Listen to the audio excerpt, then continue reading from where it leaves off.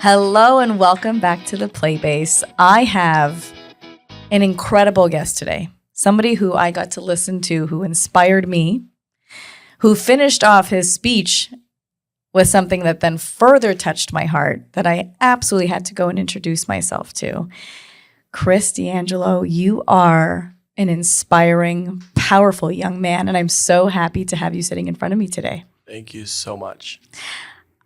I got to listen to you speak at an event for the Boca Chamber, where St. Andrews was hosting the event, and Ethan Shapiro spoke so beautifully about the school, introduced you, and when I heard you speak and tell your story about your injury, how you overcame your injury, I sat there and I felt it in the depths of my soul, how powerful your shift, your mindset was, how you at such a young age had the strength, courage, and wisdom to do something that many of us much older, I don't think that we would have necessarily taken those steps, or not everybody.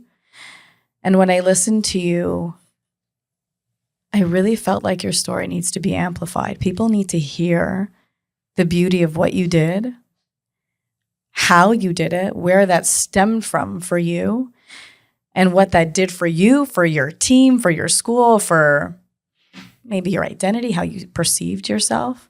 So why don't we start by you telling a little bit about this story? So, mistake me if I'm wrong, but this is the bagpipe story, correct? Yes, it is. Awesome. So, it started back in October of 2024. 2024, 2023, I'm pretty sure 2024. So it was a district championship game, right? I played left tackle at the time. And You played lacrosse. No, this was during football season. Football. It started in football season. Got you. Okay. So I went ahead and, I was playing offensive line because I like to hit people. So I lined up. It's third down. We're in the red zone. Like, we need to score. It's the district championship game. Like, our school hasn't won districts in a long time. So we're like, all right, let's go. Like, we got this. And I looked at my buddies. I'm like, hey, I got your back. Like, everyone's pointing. Like, we're fired up. So I locked in, ready to go. I kick step back into pass protection, right? 1-2. And like, my knee just snapped. Like, felt like nothing was there. Oh my God. I went down and I was like, oh boy. Like, so they walked me off the field, right? My best friend, Jack Dirk, and he helped me up because he had a concussion at the time. So he was like, all right, I'll come help you out, Oh my God. So he came, he picked me up, and we walked off. And I looked at him, I was like, Jack, buddy, what happened? And he goes, you went down. I was like, yeah, I know that, but I don't feel my knee. And he was like, what? No, you're fine. You'll be fine. Ice it. That's what you always do. So trainer's checking me out, feel my knee, make sure it's like still there, which it was. And the trainer looked at me. She's like, hey, you should probably go get this checked out. Like, we'll call Dr. Ross and we'll go have you checked out with Dr. Perry. So the next day, my birthday. Oh, really? Yep. Wow. So Happy birthday. exactly. So I walk into Dr. Perry's office and I wasn't, thinking anything of it. Like, I could walk. I was like, all right, I'm chilling. Right. So I go in, he feels my knee, moves it around. I don't even know. And then he looks me in the eyes, and my parents are sitting right there, and he looks at me and he says, Chris, you tore your ACL and your meniscus. You have to get surgery in 2 weeks, and it's a 9 to 12 month recovery. And everything stopped. Everything I've ever known, whether it was football, lacrosse, or grinding in the weight room, I've never known a season where I wasn't right in the middle of the action. And for me not to be able to do that for a year, I felt like a piece of my identity was taken away from me. Right. Like, it was so, it hit me so hard right there. And, walking out of there, I was just in utter shock of what happened. Like, it's just, I've never really gotten hurt like this. I mean, yeah, I get bumps and bruises along the way, but I play through it. I'll ice it. But, you know, I mean, I went back to school and I had to go tell the lacrosse team, right? I texted the football coach. He was, you know, understanding with that, but I had to go tell the lacrosse team because I was supposed to be a starter. And I don't know if you know anything about St. Andrews lacrosse, but we're a state championship level team. Wow. Right? We went to the state tournament all 4 years that I've been in high school. We won my freshman year. We'll just go through it like that. My freshman year, we won state championship. My sophomore year, we went to the Final Four. In my junior year, last year, we went to the finals, and we lost in the finals. So, our lacrosse team is pretty good. Yeah, legit. So, yes. Yeah. So I had to go tell them somehow. So I was in the training room one day, or the day of, and I look at our team captains, Will and Logan. I was like, hey, guys, I tore my ACL, my meniscus, and I can't play this season. I'm going to be sidelined with a big old brace. I'm so sorry. And I played defense with these guys for 4 years now, and I was like, I feel like I'm letting you down. Like, I'm so sorry. This is just not who I am. Like, I've always been, you know, there and just involved with the program, and I've shown up like every single lift I was there, every single extra practice I was there for the team. I was practicing my butt off to get to season, and now it's just taken away from me. So. Well, I was telling them about how the recovery process is going to go. And, you know, when I have to get surgery, my best friend Theo is sitting on one of the training room tables getting ice for his shin splints or something because he's a drama queen.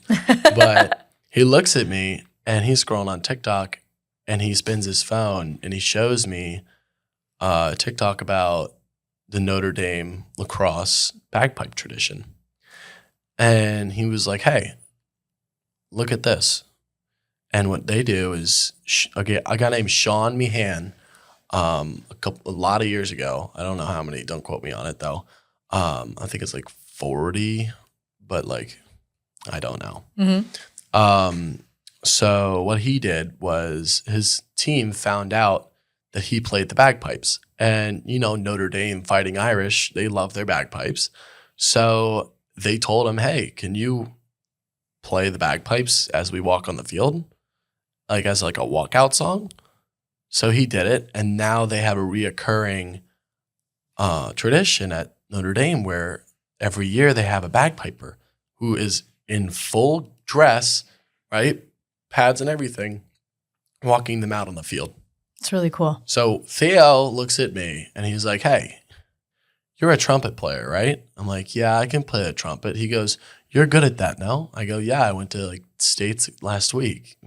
And he was like, okay, can you learn the bagpipes in 3.5 months so you can walk us out on game day? No pressure. And I was like, you know what? And that's when it all hit me, right? I don't know if you know anything about St. Andrews, but it's an Episcopalian school wrapped around Scottish tradition, right? We're the Scots, Scottish warriors, if you would. And bagpipes and the tartan plaid are everywhere. Homecoming, chapel services, you know, special events, homecoming. We walk out with the bagpipes for the football team. And it all was just oh my God, this is what I can do to help the team. This is my, I found it. Yeah. So how do you start the bagpipes? Where are you finding bagpipes? Yeah, that's my question. How did you find them? So first of all, I went up to our music teacher the next day and I was like, hey, listen, we're on a mission now. Miss Nichols looks at me. She's like, what are you talking about, Chris? You want to play another solo for the spring concert coming up? I'm like, no, Miss Nichols, it's different. Different kind of solo. I need to learn the bagpipes in 3.5 months. And she looked at me. I was like, hey, can you help me? You can play this. Let me tell you, this lady can play any instrument ever, ever. Wow. And she sang at the Winter Classic. She sang the national anthem, and like she's legit. Wow. And I was like, hey, you can do anything. You can teach me anything. You can definitely teach me the bagpipes. And she's like, hey, Chris, that's the only instrument I don't know how to play because it's so complicated. What? And I was like, oh, all right, cool. Do you know anyone that does know the bagpipes? And she's like, yeah, I can put you in touch with Mr. Bill Paul, the former St. Andrew's bagpipe teacher, because we used to have a program for bagpipes. Wow, okay. So I got in touch with him, and when he came to the school for our first lesson, I showed up with my little practice chanter, which is just like looks like a recorder, so you get the notes down. Yeah. And he was like, 3.5 months, Chris. That's all I got to work with. I was like, yeah, like we can do it. We can learn Scott and the Brave in 3.5 months.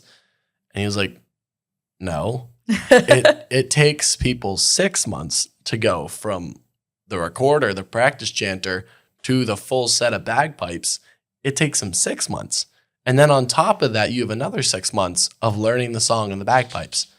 So that's 12 months. I go, well, we don't. I have 3. Exactly. So I said, this means something to me, and I need this. And he was like, you know what? All right, let's get to work. So I grinded every single day. Like, for example, with, my PT and going through the post-surgery, everything, you have to bend your knee every certain amount, certain amount of hours. So I was sitting on my kitchen counter like this, and my leg was hanging, so I would get to 90 degrees. Mm-hmm. And I'd sit there and I'd, bend my knee, and then I'd practice my bagpipes, and then I'd bend my knee, and it was hysterical. My parents, oh, God bless them, because oh my God, I cannot imagine. Exactly. They're what your house sounded like. They're not a quiet instrument, so, oh my gosh. So fast forward 2 months, right? I'm crushing it. I am on top of it. Like, I'm sending videos to the lacrosse team. Like, guys, what's up? I'm almost there. I got you. Don't worry. Month out. And I get a text from Mr. Bill Paul saying he can't teach me anymore due to health concerns. Oh, my God. So I'm alone. And I have to teach myself. So I used my passion. I used my drive. I used the willpower of I need to be there for my team. I told them I'm committed to getting this done. Yeah. And, 3.5 months later, I walked that team out playing Scott and the Brave on the bagpipes. And, that entire season, I didn't touch the ball once. I didn't suit up once, no helmet, no cleats, no nothing. But in that moment, I've never felt more connected to a team because I knew that every one of those guys had my back. And I did, I learned the bagpipes for them. And, it was so, I can't even talk right now. It was such a special feeling for me, overcoming what had happened and, finding the music and having the bagpipes bring me out of that dark hole that I was in because I couldn't, play sports or I couldn't do anything. So I want you to acknowledge that takes incredible leadership. That's a leadership quality. And leadership is not, that I am above or superior or anything. It's a skill set of leading a group of people, of connection to other people, of dedication to uplifting other people. And that is exactly what you did. You took a really dark, really challenging time in your life that took you away from something that you didn't just love, but was a part of your entire, not maybe your entire identity, but a big part of your identity. And that, shaking of someone, of ripping the ground from underneath them, saying, you don't have this right now. Not that you'll never have it again, but you don't have this right now. Mm-hmm. You know, I think about this a lot in my own world and in my peer group of close people. It's like, who are you if I'm not the behavior analyst, if I'm not the CEO, if I'm not the mom, if I'm not the wife, if I'm not name the title, the mask that I have to wear, the hat that I have to wear, right? And in the end, you were like, hey, I may not be the lacrosse player on this team, but I'm still a leader. I'm still a part of this team. I'm still connected to these people. These people are so important to me. And I'm going to put myself out there. I'm going to work my ass off to get there. And you did. In a way that shows that if you think about behavior, so I'm a behaviorist. Mm-hmm. Why do people do the things that they do, right? We learn behaviors. There's all these different elements to behavior. A big part of it is motivation. What drives you, right? And you had this drive to show up for your team in a way that was like exceptional because you had to learn something brand new. It's not like you're like, oh, I know how to play the bagpipe, so I'll do it. You're like, I have no idea. I've never touched this instrument. I will figure it out.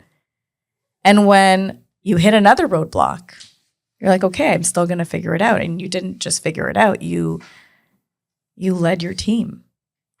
Every game, you said, right? At every home game, it was something really special. So, you know, with St. Andrews and the bagpipes being everywhere, it was just a perfect kind of.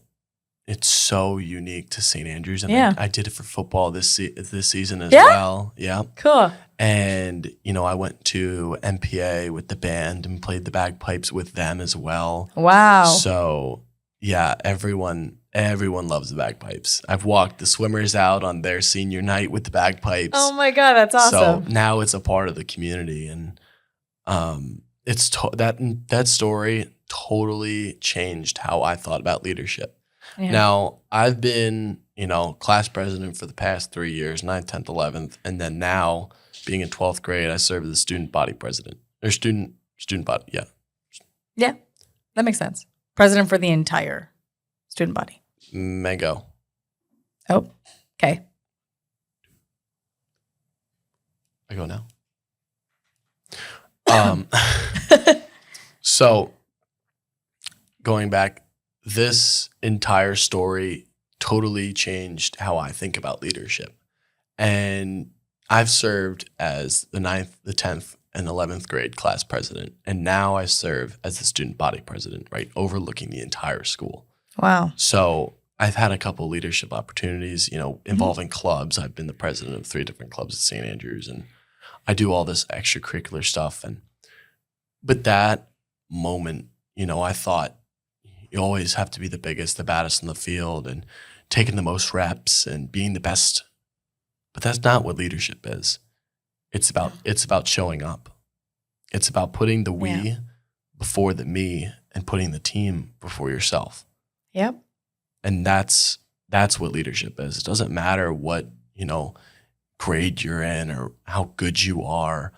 It's about how much are you willing to put your team in front of you, if that makes sense. It totally makes sense. I think athletics in particular teaches so much more than a sport. I always say this. I think there is something very special, especially team sports. I think all sports teach a lot, like teach grit, perseverance. You know, you get injured or something is hard and you push through. But when it comes to team sports, and I mentioned this to you, like my son is a hockey player, big Toronto Maple Leafs fan. Although at this point, living in Florida, he may have transitioned to a Panthers fan. Go Cats. But he, you know, in watching what a team goes through together, every game, and every game is unique. How you work together, how you persevere, how you work through the mental challenge, the physical challenge, how you support each other. Like, you know, my husband calls hockey going to war. You know, like you go to war on the ice. Oh, yeah. Same with lacrosse. And football. Oh, the yeah. football thing looks more like war than any other sport. Yeah. But it's like you're going to battle with and for your team. Yep. And then there are people who play and they want to be the best player on the ice or on the field, and they want to score the most touchdowns or score the most goals or whatever. But the truth is that as a team, when you work together as a team, and being a defensive player, you know this probably even better than an offensive player, is that the whole team has to work together. Oh, yeah.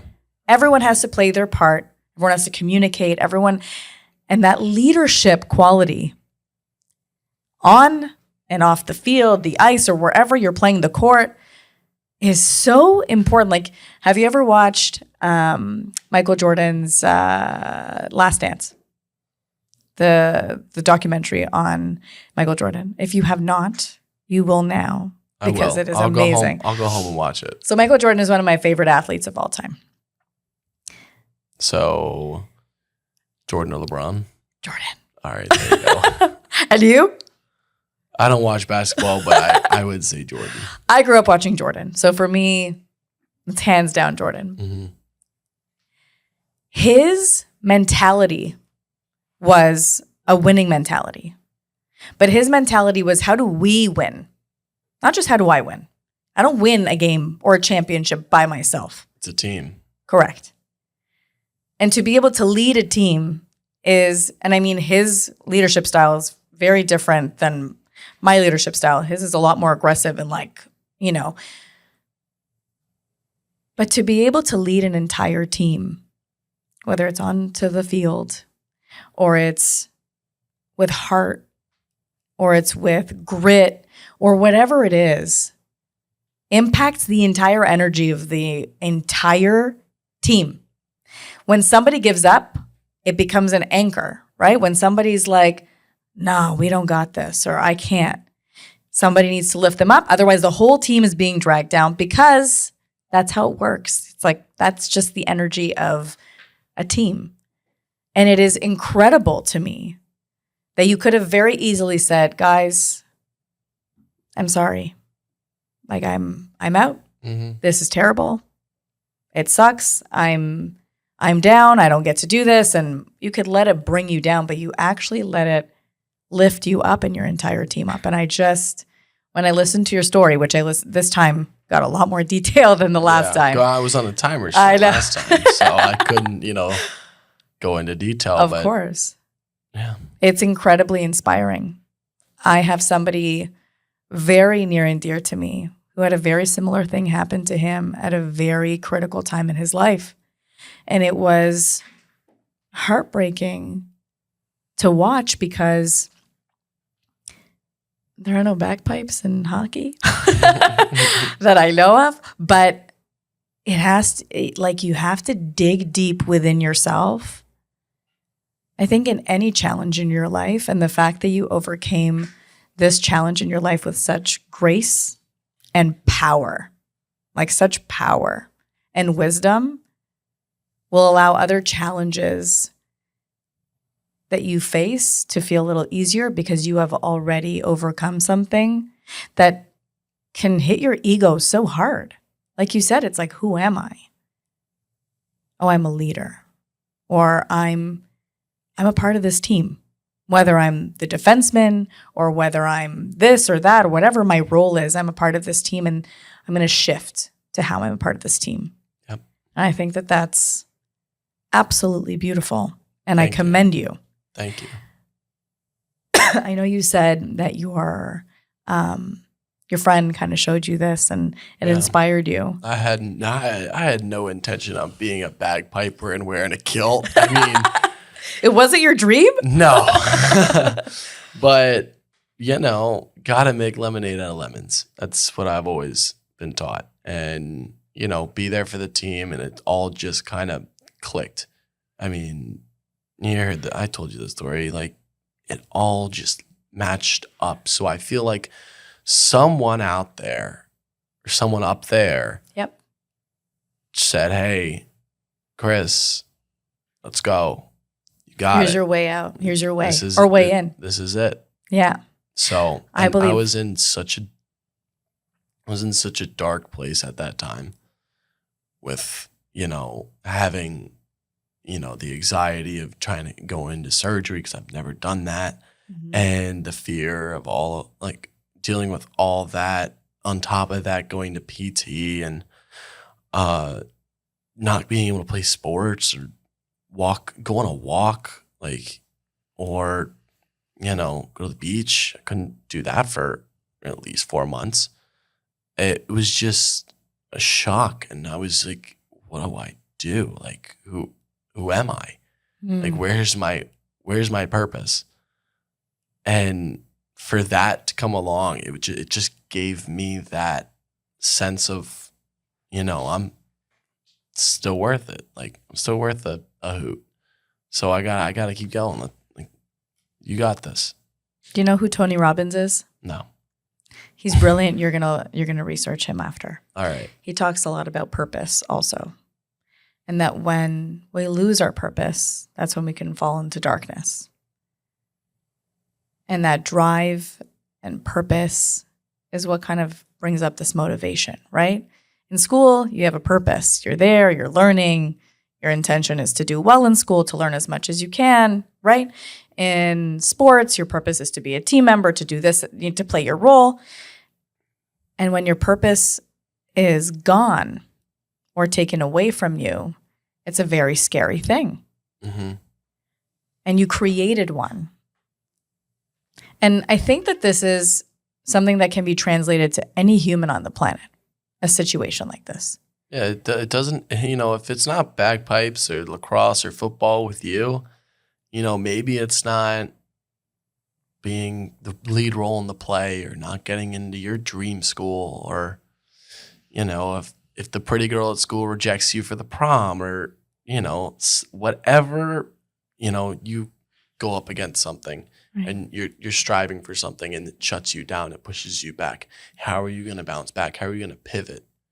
And how are you going to make the change? Fall 9 times, get up 10, right? There you go. Keep going, and keep rerouting, there's a beautiful saying around how every closed door leads you to an open window or to something, right? Thank you for the door that closed because it led me somewhere else, or thank you for the rejection that led me to where I am, because I believe everything happens divinely as it should. Correct. I believe that deeply. I actually should change that. It's not a belief, it's a knowing. Mm-hmm. It has shown itself so many times in my life and it's so many times in people's lives that I know that it's no longer a belief, because I think a belief is something that can be proven to be wrong. It's a knowing for me. And the way that this story plays out, it's a knowing, right? Like how timely everything happened, that it was like, oh, okay, this is the path now. That's why I knew it was going to be okay. Yeah. That's beautiful. That's really beautiful. Yep. I wanted to switch gears to something else you mentioned when I heard you speak at this event, and it was about your brother. You mentioned briefly that you have an autistic brother. Yep. Can you tell me a little bit about your brother? You don't have to share his name or anything. Just tell me a little bit. Okay. Tell me. So my older brother, Nick, has autism, right? He's 20. And, with him having autism, it's not, I don't want to say it's not been the same, or not been the same as everyone else, but it is. He's still my brother. Like, he's the man. Absolutely my biggest supporter is Nick. Like, yeah, mom, dad, grandparents, aunts, uncles. I'm Italian. Everyone shows up for the game. Like, I have a whole tribe of people that come to the game, and they sit in the same spot, and everyone's there. It's awesome. I love my family. That's beautiful. But you can ask anyone that's ever been to a St. Andrews football or lacrosse game, who is the number one supporter is Nick D'Angelo, by far.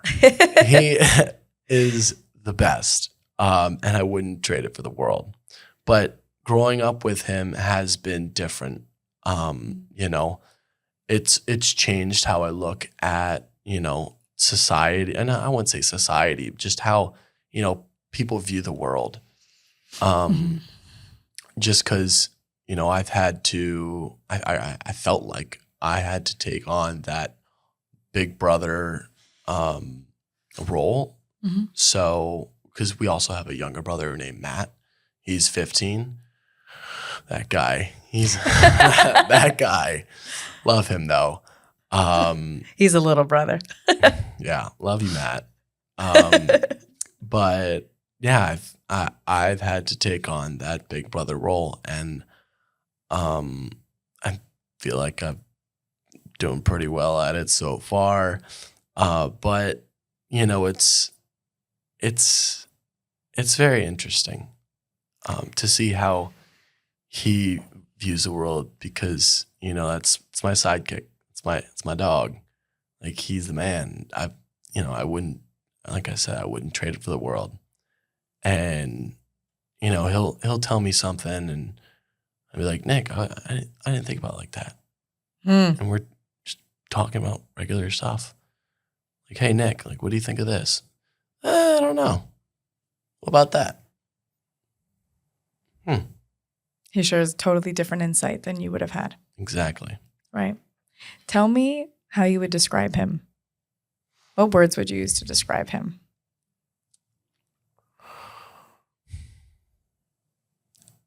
Happy.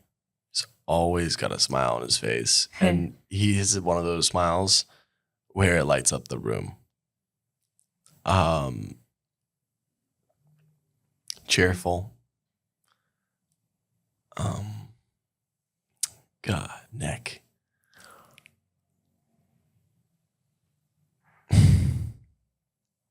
That guy. Yeah. He's always happy. Always a great time to be around.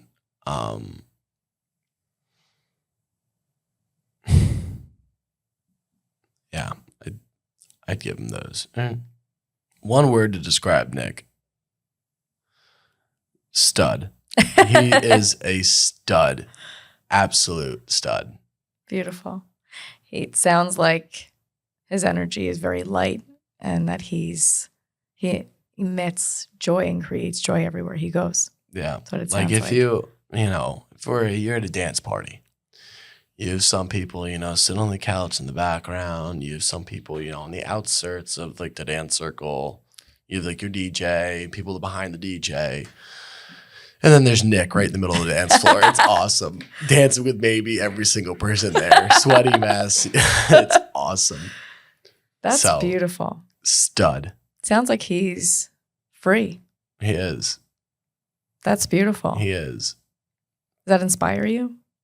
He was one of the inspirations I had to keep going when, times got rough with surgery and the recovery process. And, him saying, hey, how'd it go? Nick, today was rough, a lot of pain.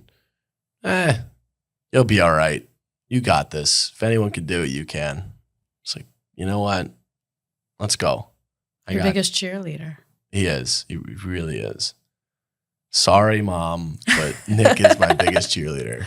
She comes close second, I'm sure. Yes. And I'm sure she doesn't mind being second to him. No, not to Nick. He's the man.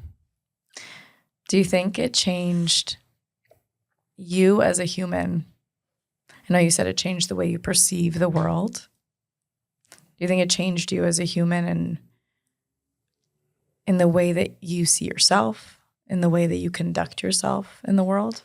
100%. So going back on leadership, since a young age, I've had to take on a quote unquote leadership role, with Nick, just helping him out with day-to-day activities. We used to share a room. So, hey, Nick, let's go. Let's get dressed. I got your clothes out. Like, just do your hair. Easy. I'll do mine, then I'll do yours, and we're out. Like, it's a team. Always about the team. And I love that. By going about leadership now, it's helping out the team. It's always been about that since I was 4 since now. Like, just making sure everyone does their part for the play to be successful. So whether that's, making sure everyone shows up for the homecoming pep rally and coordinating that, or, making my block on the field, or, making sure Nick's hair is done, he has his deodorant on. It's all the same. It's all for the same purpose. It's all for the same thing. It's making the play successful. Have you ever experienced people looking at Nick in a way that is different than the way you see him, or maybe as the stares? Yeah. The side eyes? Yeah. Yep. I get that a lot. And it's really disheartening.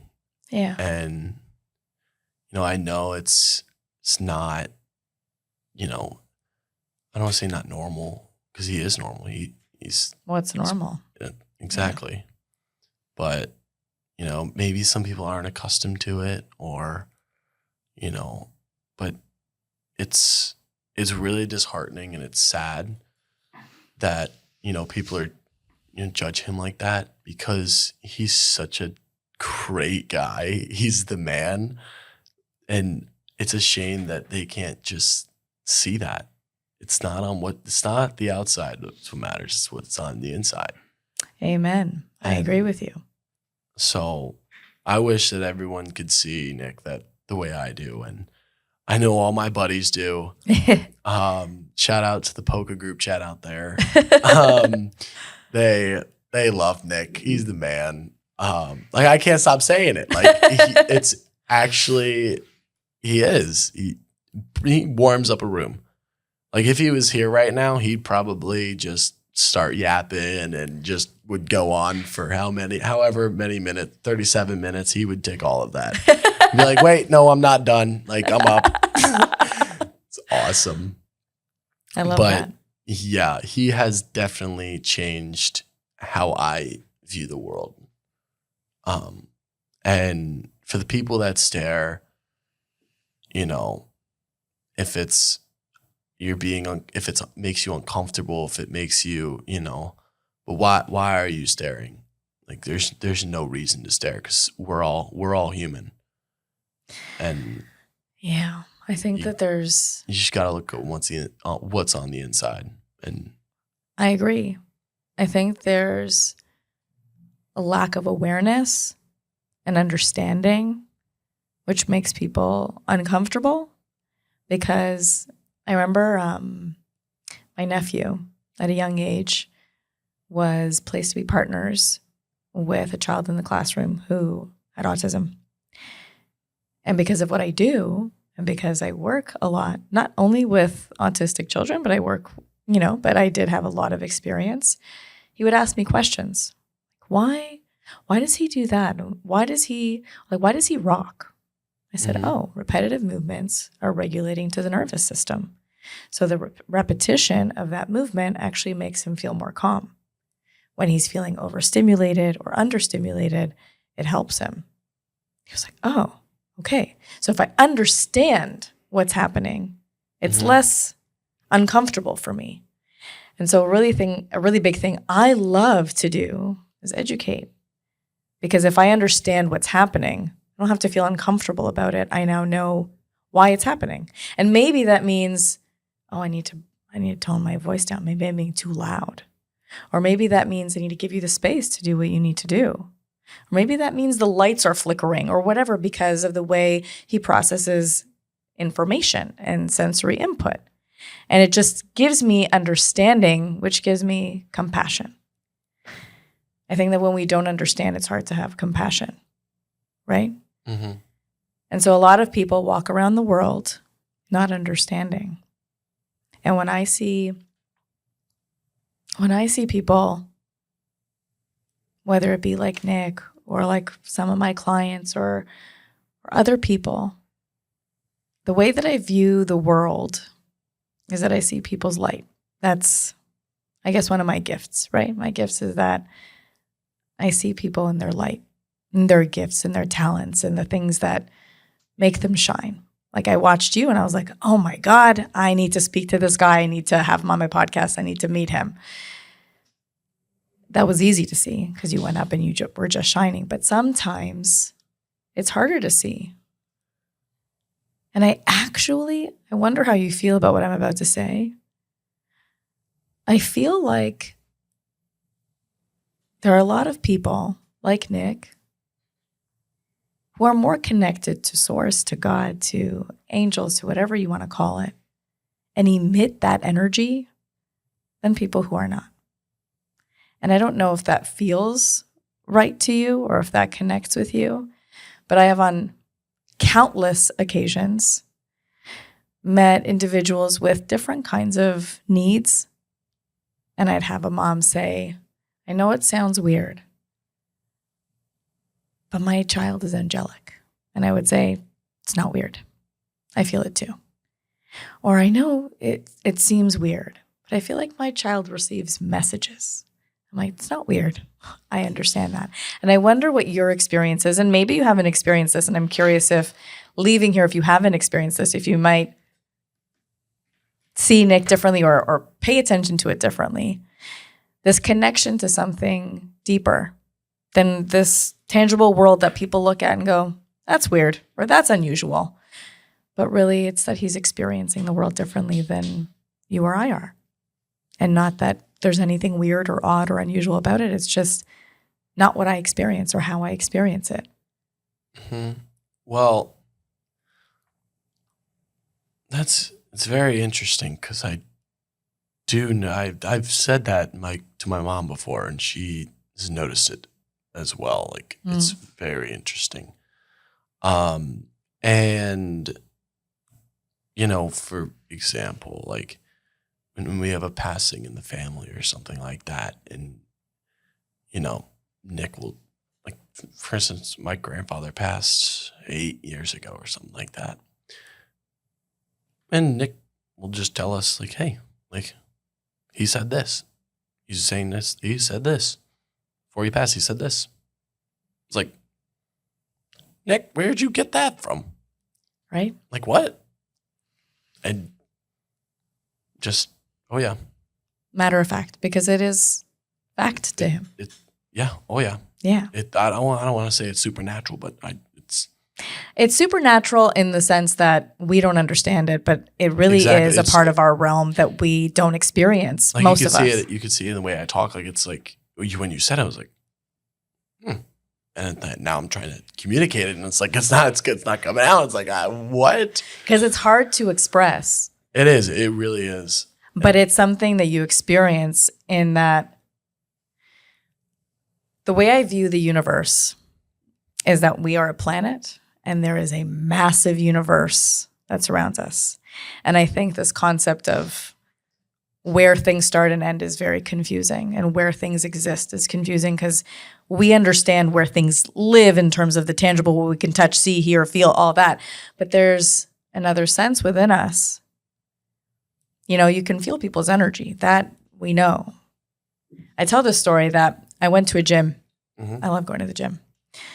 And there were no mirrors at this gym. It was an F45. Have you been to an F45? I have not. They don't have mirrors. They have screens with what workout you're supposed to do. No mirrors. And I got this like gross feeling, like spiders crawling up my back, like slimy feeling. And somebody who was not at the gym when I entered the gym and when I started my workout, it turned around and was behind me looking at me. Okay? This was not somebody I could see. It's not somebody I knew was there. They came later. I could feel them even though I had no idea that they were there. And we can feel people, right? Like if I came in here and I was like super anxious and uptight and I was whatever, you would feel that and you'd be like, oh my God, my heart is kind of racing. And you may not even realize, you might be like, this feels uncomfortable, but you're picking up on my energy. And equally, if I'm calm, relaxed, it helps calm your nervous system. This is something that naturally happens. And this happens with the people we can see and we could touch them and we could, smell them. All the senses are engaged in this, right? But what about the things we can't see or experience in that way? Doesn't mean it doesn't exist, right? And that's a whole other belief, knowing, there's a whole other conversation around that. But it is this community in particular that I think has really opened my mind and heart even more to this, what we might call supernatural experience, because there are countless stories of neurodiverse, however you want to label them, autistic or whatever you want to label them, individuals who experience the world differently and in a way that is absolutely magical and magnificent, that I think is such a beautiful way to walk around. Like, you described your brother as happy and joyful and basically a beam of light. Yes. Like, what better explanation could somebody give to another person? Like, what other words could you say? And that he inspired you and pushed you because he, without any doubt, believed in you. Oh yeah. Just because you are. The way he pushes through, the way he walks around with his head up high on his shoulders, his resilience, it fuels my life. That's what, look at Nick. He is crushing it. I got this. It's fine. It's all going to be okay. Chris, I don't think that there's a better way to end this podcast than with that, because I am inspired by everyone I get to work with, every single child, every family. It really changes the way I perceive the world, changes the way I have walked this planet, the way I parent my children, the way I live my day to day, because I don't get to see through their eyes. I try really hard. I really want to. I've always been like, God, I just want to spend one day inside of there. I just want to know what it's like. But it is exactly that. It is, look at how you persevere, how you push through. Because the things that I find easy sometimes are more challenging for you. And you don't have a choice because of the world you live in. You have to try. And you do. And look how you show up, and with such light and love and pure joy. It's the most inspiring thing to witness. So to end it with what you just said about Nick is so beautiful. And Thank you. So thankful that you shared that with us. I like to finish my podcast by asking you to leave the listeners with something for them to think about, or a question for them to ask themselves, to sit with. Is there anything that you want them to sit with to end our show? All right, I'm going to give you both. So, we're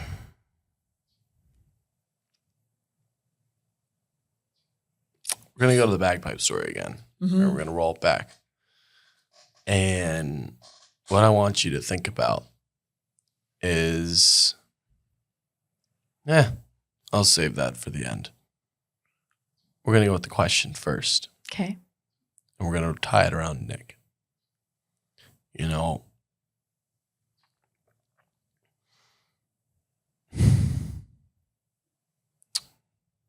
This is good. I gotta come up with a good question. At the ending of the podcast, I gotta get a good one to go in.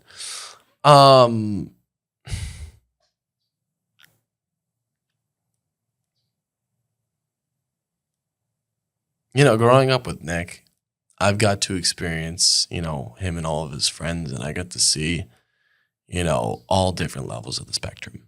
Mm-hmm. And